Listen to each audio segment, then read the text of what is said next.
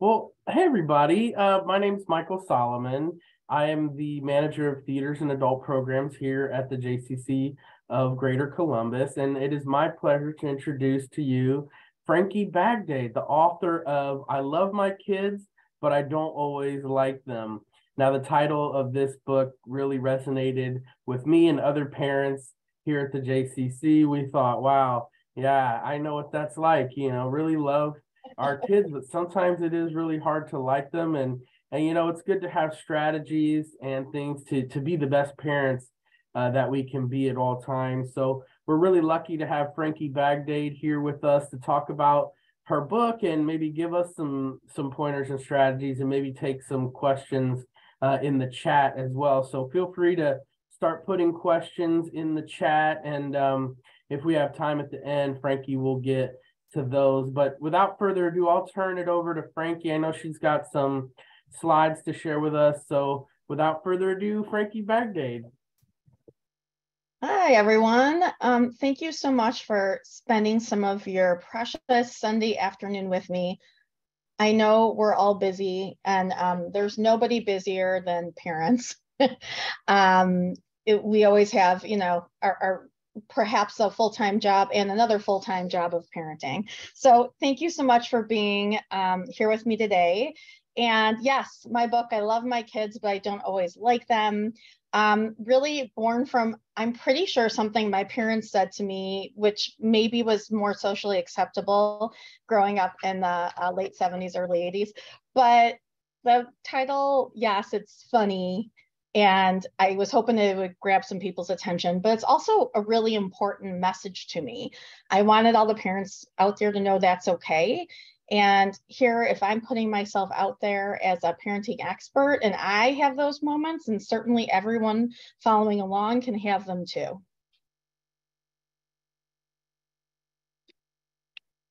All right, so a little bit more about me. I really call myself a diversity, equity, and inclusion expert.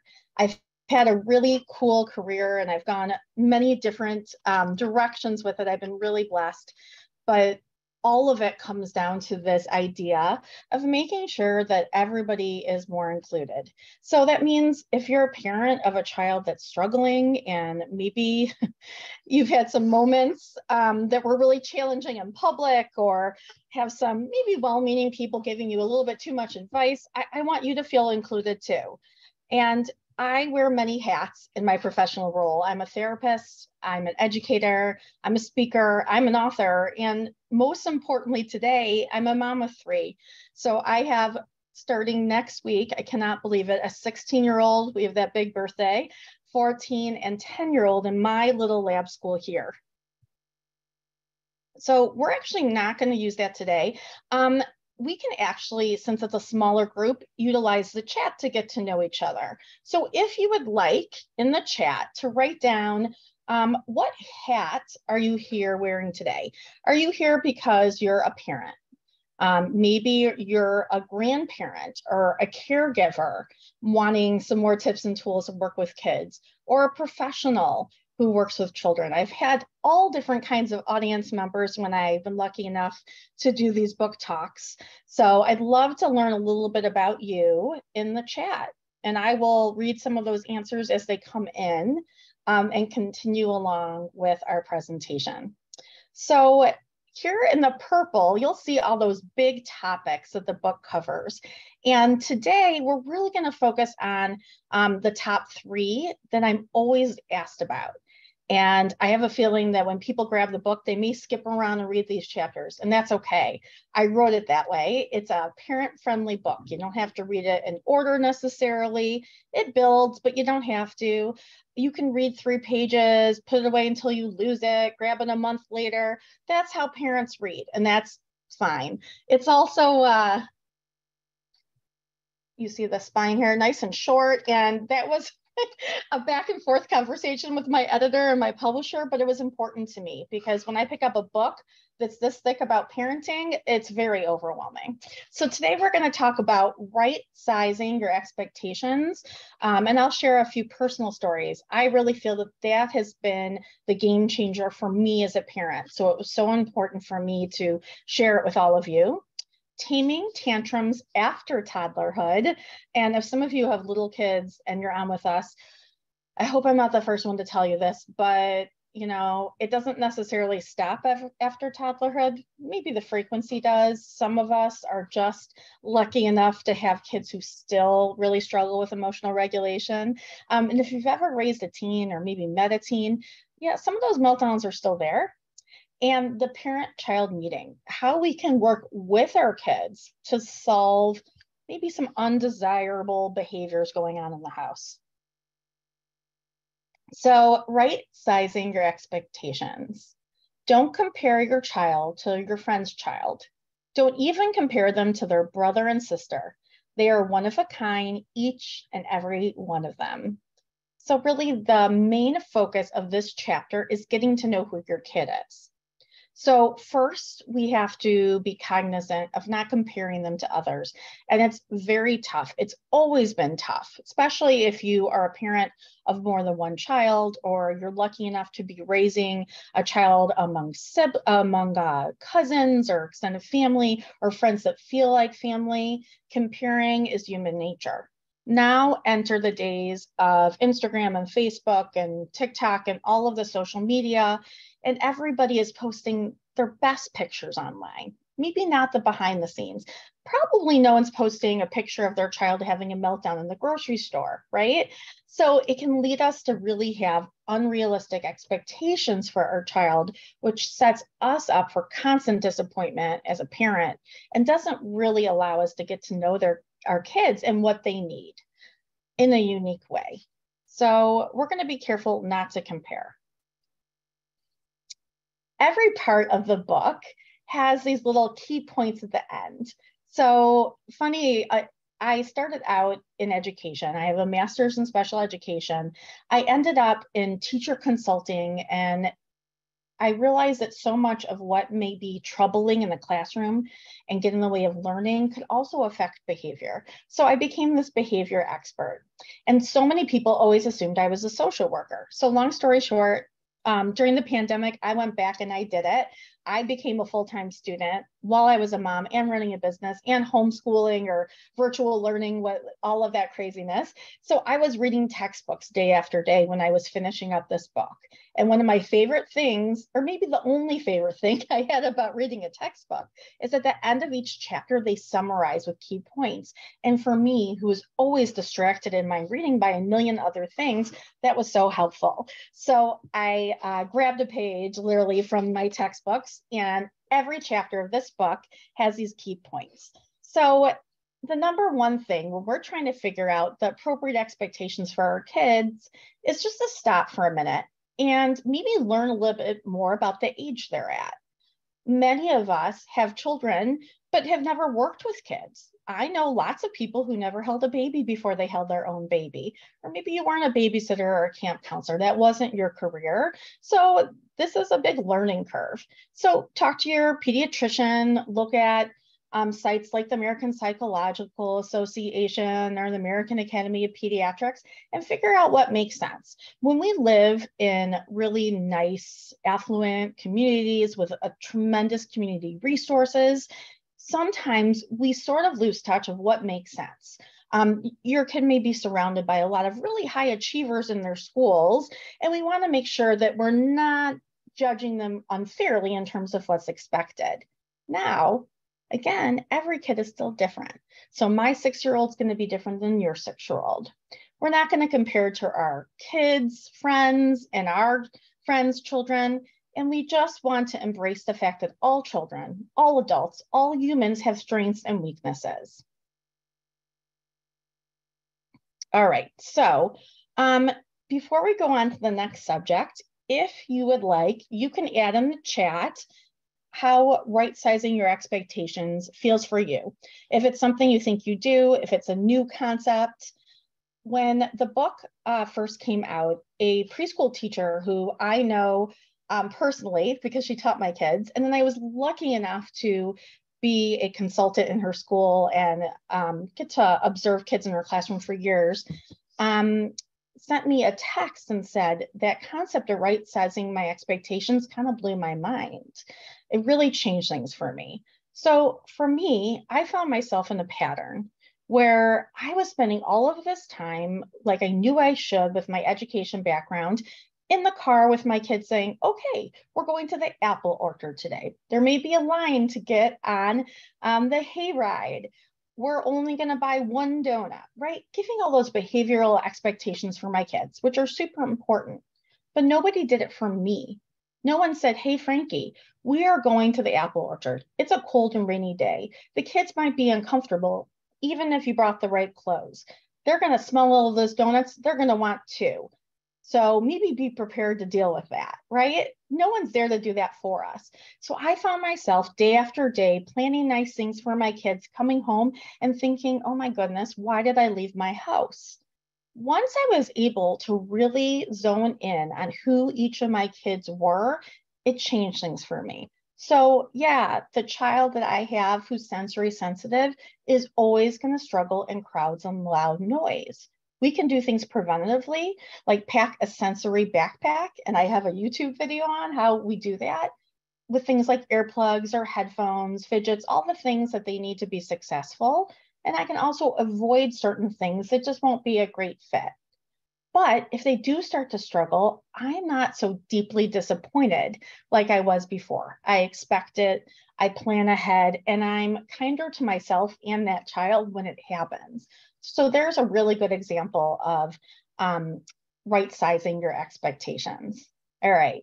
The next chapter that always gets people talking, because these are like those really embarrassing moments as a parent, are tantrums, meltdowns, freakouts, whatever you want to call them.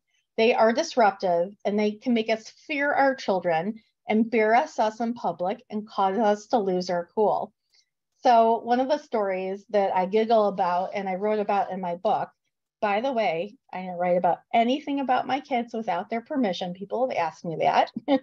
And really, like my older two, they're very open about me talking about things when they were little. And as they get older, they don't really want me to share some of their teenager life. And I totally respect that. But anyhow, I have a child or sometimes two or three who are more sensitive to things and get easily overwhelmed. And we were still seeing some sort of meltdown sometimes after toddlerhood. And sometimes in those moments, it was really hard to just be polite and smile, nod at people who were strangers to them. So I live in Metro Detroit, which is a very similarly sized small Jewish community like Columbus. And I might bump into a teacher who just attended a workshop I did at the bagel store with my child, and they want to say hi to them. And my child doesn't want to. Maybe they're crying or whining about something. And it was very hard for me, being the so called behavior expert, until I realized that no one expected my children to be perfect just because I was training others. Kids are kids and humans are humans. So here we go. Taming tantrums after toddlerhood. So one of my favorite pictures, that's like Michigan in the background. This is Sleeping Bear Dunes, one of the like wonders of the world. It's in a million guidebooks, something you have to do when you're in northern Michigan. And here we have it, the tantrum, the losing it, the meltdown, the freak out. Doesn't look super comfy to me to have your face in sand, but they can happen anywhere. Now, in that moment, I took a picture and I was able to sort of reflect on the situation and know it might be funny later. Was I frustrated? Yes. But it wasn't this deep disappointment I was experiencing before because I knew that this would be tough. We still decided to do it because I knew there would be pieces of it that this child would enjoy. And we have to accommodate the needs of all of our family. So the first thing that I always think about when a child is melting down quite often is I have 6 questions I ask myself. I did a presentation earlier this week, another book talk, and at the end, when I opened it up to a big Q&A, Ask Me Anything, I had so many questions about giving consequences. How do you do it well? Later in the week, I taught the beginning of a 3-part course about children with ADHD and anxiety, and I had a similar question about consequences. So I'm not anti-consequences necessarily, if they're effective, But I think sometimes we speed to that piece too quickly, and so many things need to happen first. So I've really trained myself as a parent to do what I did professionally in the classroom. And even when I worked at a very large overnight camp as one of the director team, I stop, I pause, and I really want to figure out why the behavior is happening. What is it trying to communicate? So this little sheet here that looks out pretty, I used to type up this little tiny quarter sheet of paper and give it to the upper level camp staff, to our supervisors. And I said, hey guys, like I'm letting you inside of the brain of a veteran educator and my colleagues who are veteran social workers. And here are those things I want you to ask yourself. Always ask why. So first, ask the child. That step is skipped so often. And I work with the most amazing seasoned educators, mental health professionals, camp staff. And intuitively, sometimes we just forget because maybe we're professional problem solvers like I am, or you're just a smart person. You have some ideas that may work, and they may. But if we stop and ask the child, often we'll get some information. It helps our children be self-reflective and why things are happening the way they are. And then when you come up with a solution together, they'll really have a lot more buy-in. So you're going to ask the child, you're going to ask yourself what's happening before, during, and after. And maybe it's just age expected, right? Like we expect our teenagers, it's not necessarily comfortable for us, but we expect them to push back. And maybe a choice is even ignoring. We're going to watch. Some kids need more structure. Did I remember to tell my kids what that apple orchard trip would be like? Or maybe I forgot. That's okay, that happens. I'm not going to necessarily take behavior personally. I certainly had moments where I thought about all three of my kids. Why are they trying to torture me or embarrass me when I saw that colleague at the bagel place? But it's important to take a step back and realize they're having a hard time. They're not giving you a hard time, which is not my quote, but one that has really been all over the internet and social media as of late on parenting blogs. And I think it's such an important reframe. Remember, and one of my favorite quotes here, which is also not mine, the definition of insanity is doing the same thing over and over again, but expecting different results. So maybe you saw something on an Instagram reel or TikTok or read about it, and you're like, that sounds awesome. That's how I'm going to parent. But if you're doing it over and over again and it's not working, you're really stuck on that hamster wheel. So I remind myself of this quote. Sometimes, even if it worked for kid number one, it may not work for kid number two. Or just because your friend next door who's a teacher and brilliant and it's always working for them doesn't mean necessarily it will work for you. And you can always reach out, which I always reminded the camp staff I train, and I always remind the parents. Here is a new free resource, which actually has 10 questions to ask yourself about a challenging behavior. I actually prepared it as part of a big workshop and symposium I did last year, but it was so well received, I've decided to start giving it out at book talks. So you can use this QR code here, or just go to my website, which is easy. It's www.frankibagdade.com, which I'm sure on the flyer and everything, you'll see my name because I know it's hard to spell. And actually, it will pop right up if you'd like that free resource. All right. And in thinking about the why things happen, there's so many things to explore. Did you know that sometimes anxiety isn't obvious? Instead, it may look like a child that's angry or stubborn or has difficulty with change or trouble focusing. And I say that not to say that every child who's having a meltdown is also experiencing anxiety, but to know that sometimes there is a deeper sort of meaning behind a child who's struggling, pretty consistently with meltdowns. It could be a sensory thing. Understanding how a child may be sensitive to sensory stimulation or lack thereof can do wonders for managing their behavior and understanding their limitations. So remember when I talked about having realistic expectations for my sensory sensitive kid. And yes, if it was a choice, sometimes we would avoid loud birthday parties and instead do something special with the child if they were a good friend.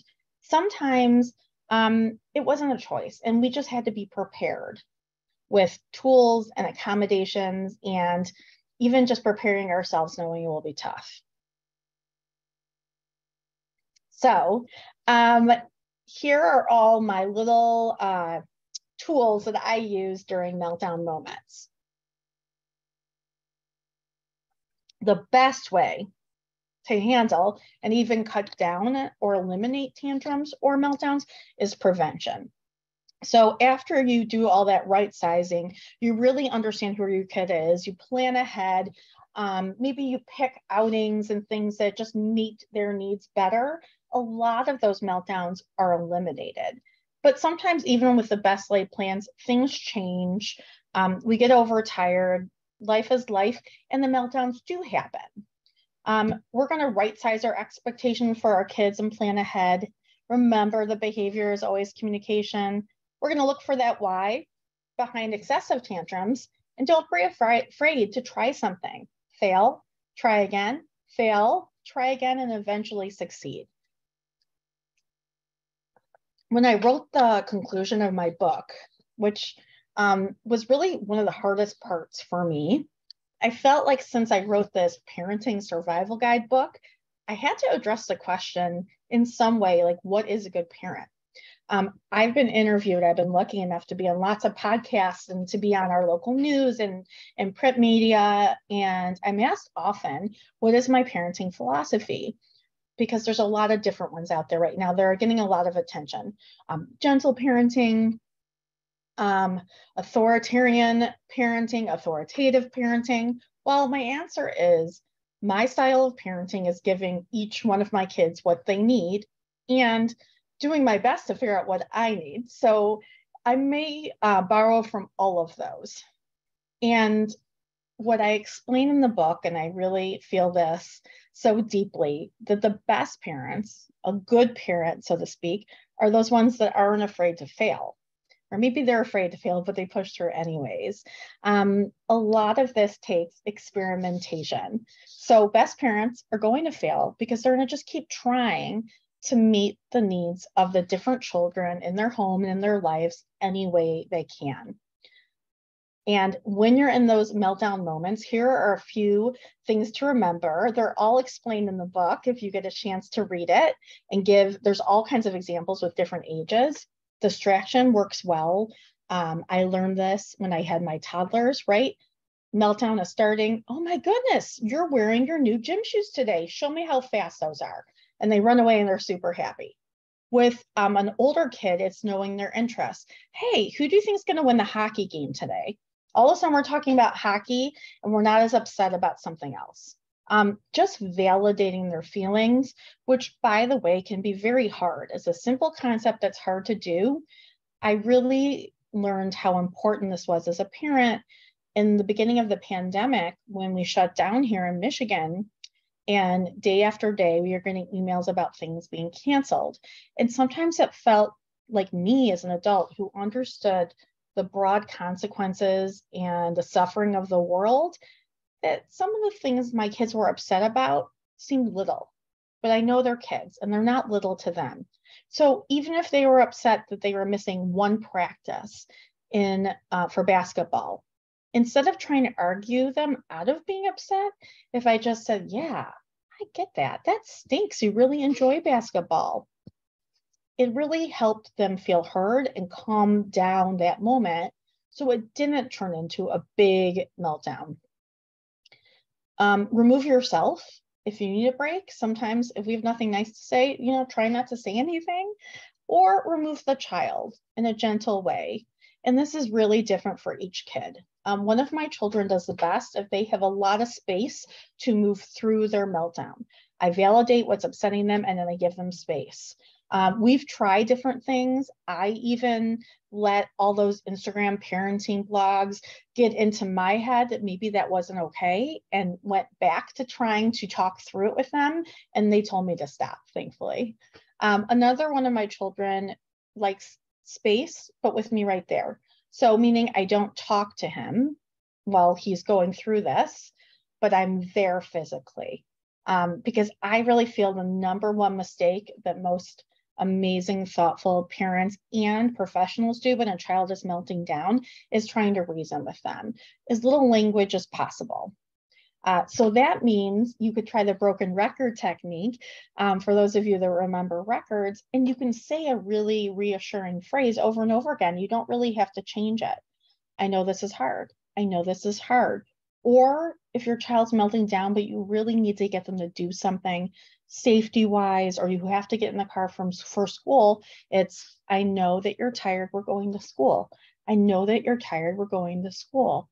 And by doing it over and over again without changing it, you're not getting into that power struggle. And I'm telling you, time after time, I've seen the kids go, oh, fine, and just get in the car. You might choose to ignore it, and you're certainly going to need to choose to pick those battles.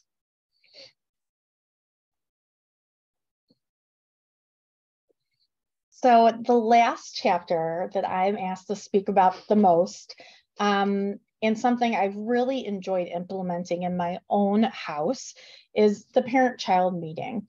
And there's a few different terms written about by a lot of great psychologists, mental health professionals, educators, and parent experts out there. And it all has to do with collaborating. So you may have heard of collaborative problem solving, which is Dr. Ross Greene's technique. And he's written, I think, 6 books just on this one topic. There's that famous book, How to Talk So Kids Will Listen, and Listen So Kids Will Talk. And the daughters of the original authors have gone on now to write more companion books to that. And that's a wonderful book that talks a lot about this as well. So here's my spin on it. Remember I said when a kid's misbehaving, we want to really figure out what's going on. And we want to ask them. And I don't even mean necessarily misbehaving. Maybe there's nothing inherently wrong with the behavior. Maybe they're just sad a lot or seem overwhelmed. And we need to know what's going on. So if there's a behavior that we're wondering about that we would like to repair, or maybe it's just disruptive, we want to include our kids. So here are the 5 basic steps to have that parent-child meeting. You want to come up with an ideal time. It's never, ever, ever, ever during the meltdown moment, like I discussed. Children, humans just aren't really in that fresh mind to have these discussions then. Once you have the ideal time, and by the way, you can set up an appointment with your kids. Some kids really enjoy this, and some kids really benefit from having the heads up that the conversation is happening. So you could go to your teenager and say, hey, like, I want to discuss what happened last night. When's a good time for you? Or, you know, maybe a younger kid, give 2 choices. Do you want to talk about it now in the car? Because sometimes that's a great place to have conversations, or before bed. Once you have that time in place and you're making sure to give them privacy and give them your full attention, the parent will share the concern and the child will share their concern, because they could be different, right? So I give an example in my book, which I believe is in here, like about dinner time battles. The parent shares their concern that this child's complaining all through dinner. The kid shares the concern about what is being put on the dinner table. And then we let the kid take the lead and come up with any ideas to make this issue better. And it's up to us as parents just to listen, not to correct them or tell them their idea isn't right. Some kids like to write them down, or you can get a big piece of paper or a big whiteboard. In the end of the conversation, the goal is for the parent and kid to agree on one idea to try. And I put that word try in there because that's just our first attempt. And afterwards, you might need to go back and say, okay, this worked, but this doesn't.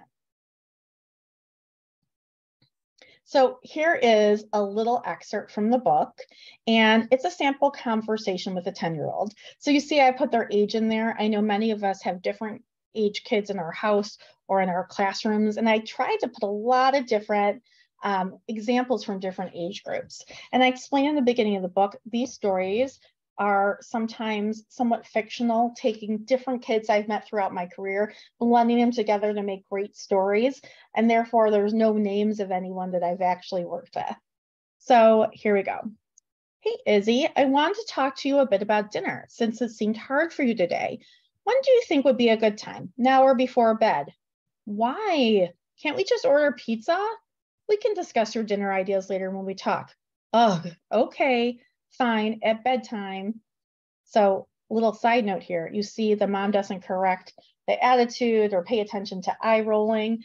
Sometimes we just have to stay focused at the task on hand. And if Izzy is willing to have this conversation, we can ignore those other things and not worry about correcting them in the moment. All right, later at bedtime. Let's talk about dinner now. Fine. I noticed you have been really frustrated at dinner lately. You're not really eating anything. You seem so upset the whole time. You complain, and it's not fun for any of us. Parent concern. Well, that's because I don't like anything you're making. Child concern. Both legitimate, different needs here. Oh, okay. That would be annoying if you don't like anything I'm making. I thought you liked pasta, rice, and chicken nuggets. And we had one of those things in the last 3 dinners. What's going on? The chicken nuggets were soggy, and I don't like pasta anymore. Oh, I didn't make the chicken nuggets in the microwave, or I did make them in the microwave. Do you think you like them better in the toaster? Yeah, duh. Can you be in charge of toasting them? I guess so. All right. So here, it was sort of an easy fix. And mom asked the daughter if this made sense. If it's something bigger, you may go through that process of brainstorming ideas. Okay, well, I'll make chicken nuggets once a week, but I need other ideas and side dishes. What do you think we can do about that? All right, putting it on the child to allow them to give some ideas. Can I have extra screen time just to research recipes I want to try with you? Great idea. Let's do that Sunday, and you can help me plan the week. But what do we do if you don't end up liking the recipe and you get frustrated? I don't want to listen to you complaining during our entire dinner. Okay, parent concern. I guess I can keep my opinion more polite. I would appreciate that. How about you do that and help me make a shopping list so that you know you'll have a side dish every night that's something you like. That way there's always something you like to eat. I notice that when you get hungry, the complaining monster comes out. Mom, come on, I'm 10. Can we stop talking about monsters? Okay, I love you. Thanks for problem solving with me, and I can't wait to have you help planning meals on Sunday. So again, 10-year-old, I call that like pre-tween age, can be tough. Mom doesn't spend time correcting, attitude or anything because they still met their goal of coming up with a plan. And it's really not realistic to expect any child to say, oh, mother, thank you so much for including me in this important conversation, right? So again, right sizing your expectation. All right. So that is the end of the formal conversation, and I'm happy to put it out there. If there's any questions in the chat, we'll answer them. Also, there's a QR code, and it should work even if you're watching this later on delay as the recording. If you click on that QR code, you can subscribe to my newsletter, totally free, and it includes lots of free resources and ideas and tips and tools, parenting, mental health, inclusion, just mom things. So I think you guys will enjoy it. Well, I don't see any specific questions in the chat or in the Q&A, but I can tell you a lot of what you said there resonated with me. I think that these things aren't just mom things. These are things dads also deal with too. You are absolutely right. And I'm always in that mom brain, but yes, thank you. Yeah. And especially that dinner time, there's always that debate about, I don't like this. And, those are definitely times that we struggle to maintain our cool. But I really appreciate your time, Franki Bagdade, and we will put this recording up on our website so that people can find it, and I'll send it out to the people who registered here for this talk. And I just want to thank you and wonder, is there anything else you'd like to say, or should we conclude at this point? No, I mean, I'd love to see any of you guys who are interested, I'm on Facebook and Instagram. I'm all over. So join me there. And if you're watching this later and you have a burning question, you'll find my email address all over my website. Reach out. I love to talk shop, and maybe I can help point you in the right direction. Yeah, I should say follow Franki Bagdade on social media. Go buy this book at your local bookstore. We really want to support authors and promote reading and all that. So, we like to thank the Jewish Book Council who sort of puts us together with authors. And thanks again, Franki Bagdade. With that, I'll conclude this webinar, and we'll see you again when you write another book. All right, will you come back? You got it. All right, thank you so Every much.